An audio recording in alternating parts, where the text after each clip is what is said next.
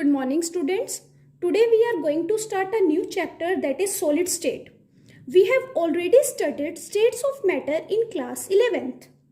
In class 11th, we did liquid and gaseous state in detail, but we left out with solid state. So now in this class, we are going to deal with solid state. Before starting with the topic, let me just revise which factor decide the states of matter. There are two main factors which decide states of matter. First is intermolecular force of attraction and second is thermal energy. As you know, in solid, particles are very close to each other and intermolecular force of attraction is very high. Due to this, they cannot move. So, in solid, the thermal energy is very low. And due to this, solids are rigid.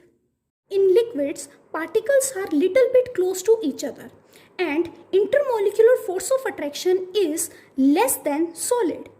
Due to this, particles can move, and in liquid, the thermal energy is higher than solid.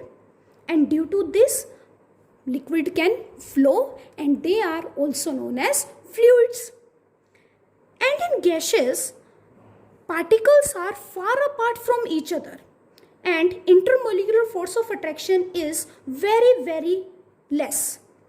Due to this, they can move freely, and in gases, the thermal energy is very high, and due to this, gases can be compressed, so they are compressible.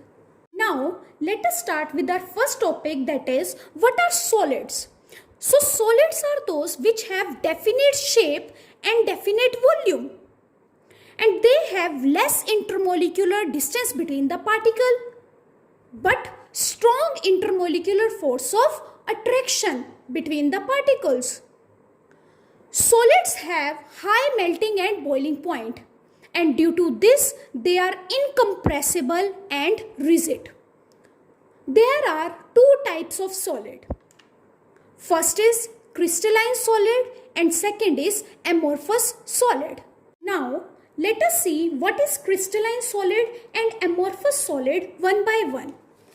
Maybe you all have seen gemstone, diamond, etc. They all are belongs to crystalline solid. But solid like coal, where each piece have different shape, are belongs to amorphous solid. So crystalline solids are those in which particles are little organized, and amorphous solid are those which have irregular shape.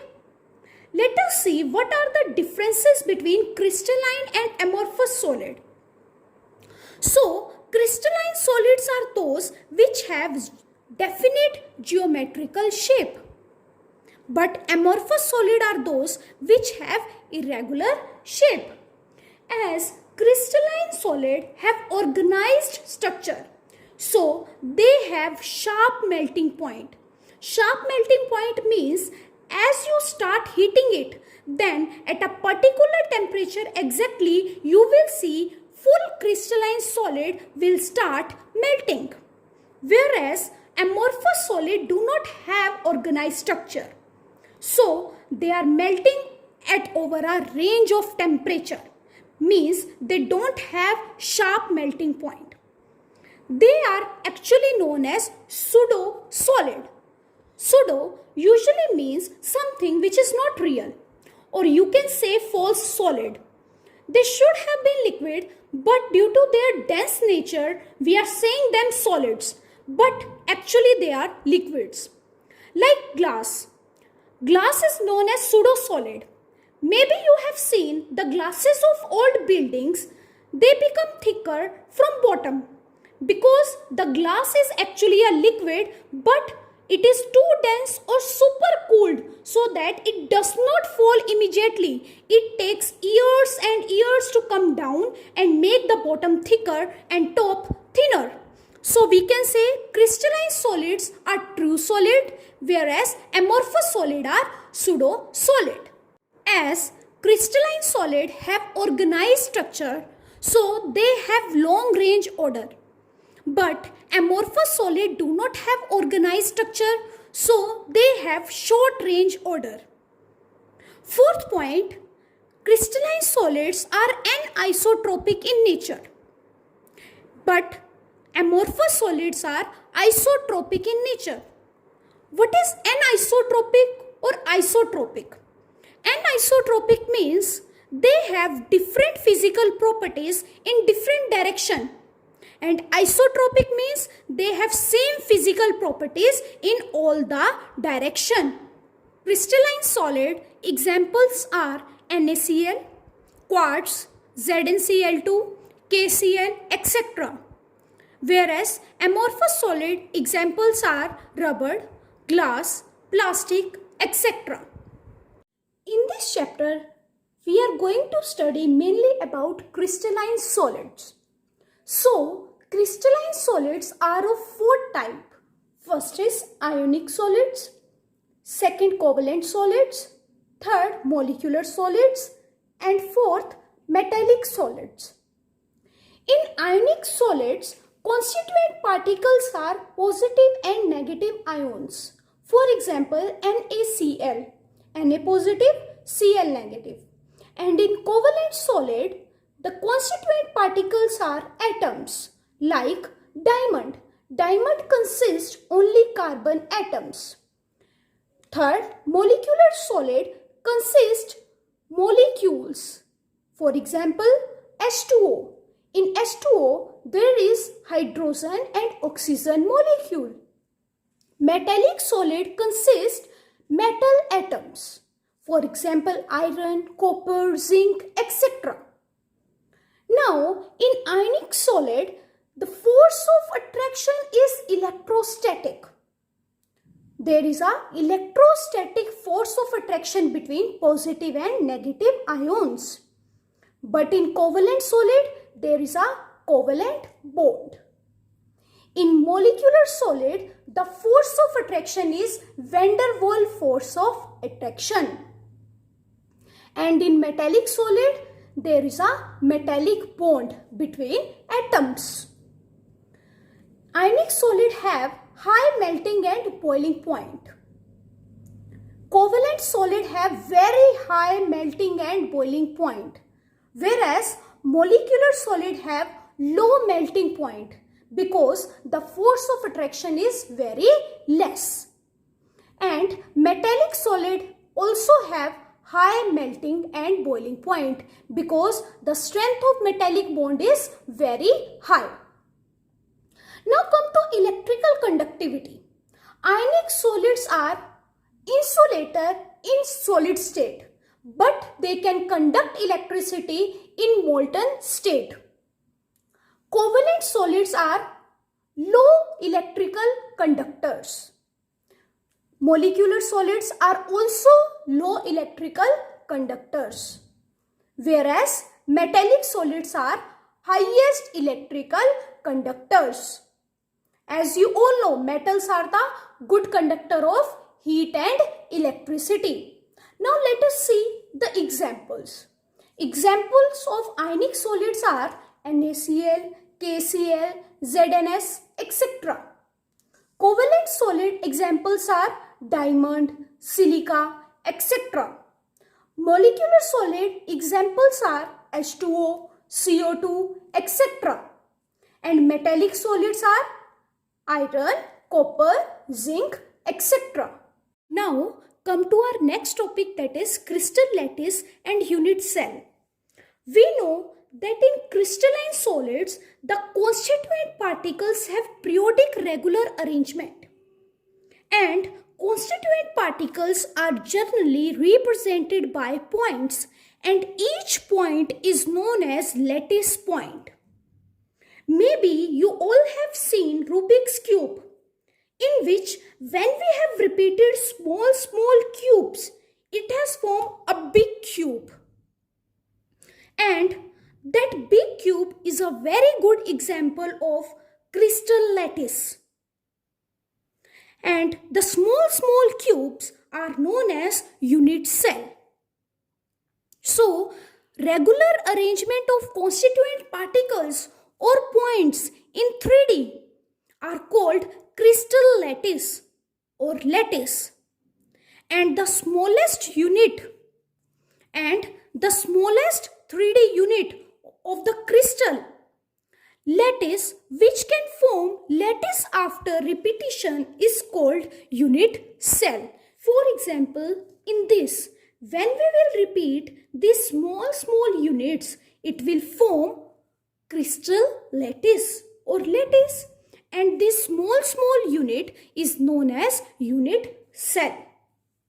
Now let's see types of unit cell.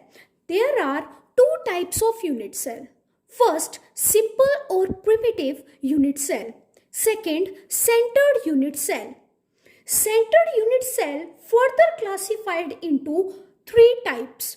First is body centered unit cell, second face centered unit cell, and third end centered unit cell. So in total we can say there are four types of unit cell. First, simple or primitive unit cell. Second, body centered unit cell. Third, face centered unit cell. And fourth, end centered unit cell. Let us study one by one. First, simple or primitive unit cell. In simple or primitive cubic unit cell, the constituent particles are present at the corners. For example, as you can see in the diagram, in this cubic unit cell, all the constituent particles are present at the corners. And a cube has 8 corners, and its all 8 corners are occupied by the 8 constituent particles. Second, face-centered unit cell. A face-centered unit cell are those in which constituent particles are present at the corners plus at the center of each face. As you can see in the diagram, the constituent particles are present at the corners as well as center of each 6 face. As you all know, a cube has a 6 face. First, upward side. Second, downward side.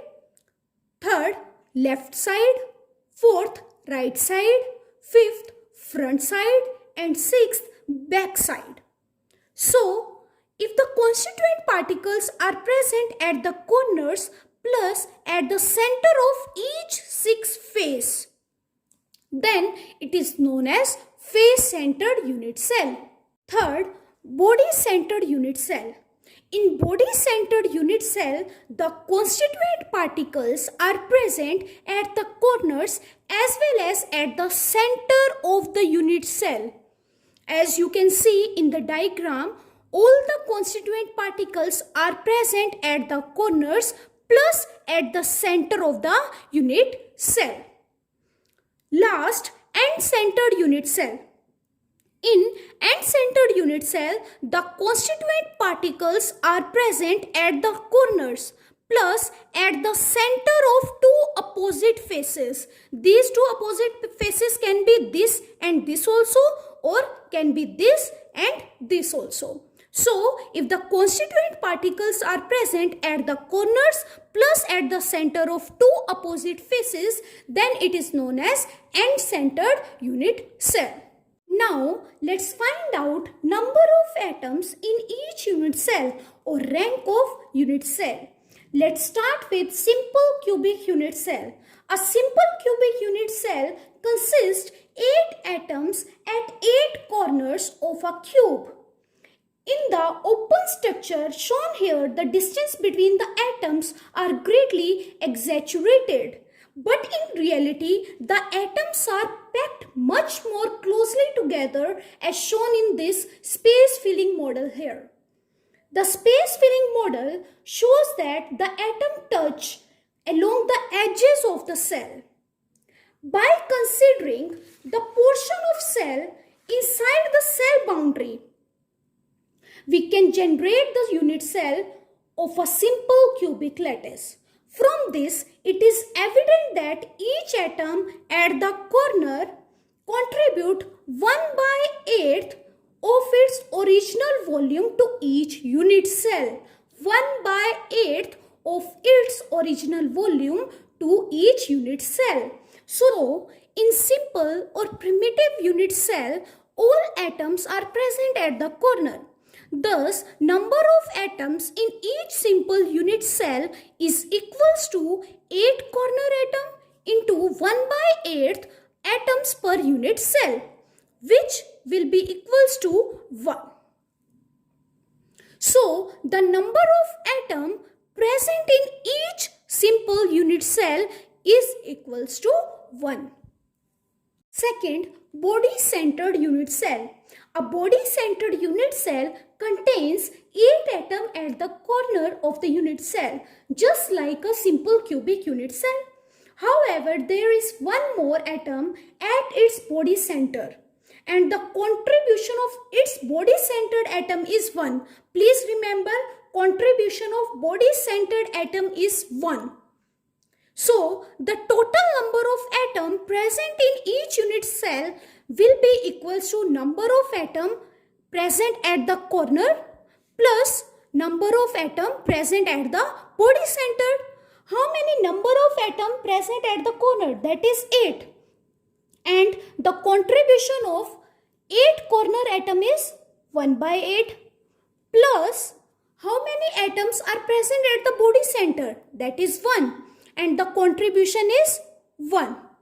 So, which will be equals to 1 plus 1 is 2. So, the total number of atoms present in each body-centered unit cell is 2. Third, face-centered unit cell.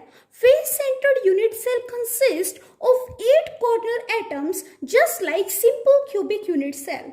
However, it also contains 6 more atoms at the 6 faces of the cube, which contribute 1/2 of their original volume. Please remember, contribution of atoms at the 6 faces is 1/2. So, total number of atoms present in each face-centered unit cell is equals to 8 into 1/8 plus 6 into 1/2, which will be equals to 4. So, the total number of atoms present in each face-centered unit cell is 4. And the rank of face-centered unit cell is 4. Last is end-centered unit cell. End-centered unit cell contains 8 atoms at the corner of the unit cell, plus 2 more atoms at the center of 2 opposite faces. And the contribution of 2 atoms at the center of 2 opposite faces is equals to 1/2. Is equals to 1/2.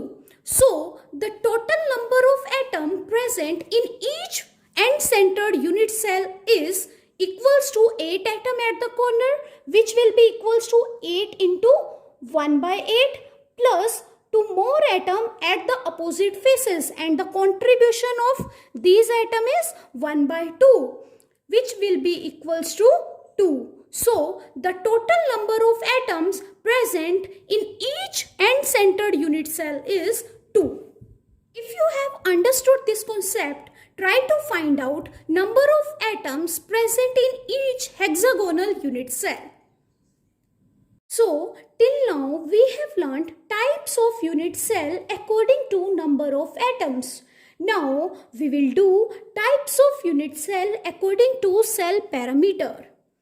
So, to understand this, first take a unit cell. Now, let's see axis in this. This is x-axis. This is y-axis. And this is z-axis. Now, the length from this point to this point. Length from this point to this point, take A. And the angle in front of this, take alpha. That is the angle between y-axis and x-axis. Now, the length from this to this point, take B. And the angle in front of this take beta. That is the angle between y and z axis.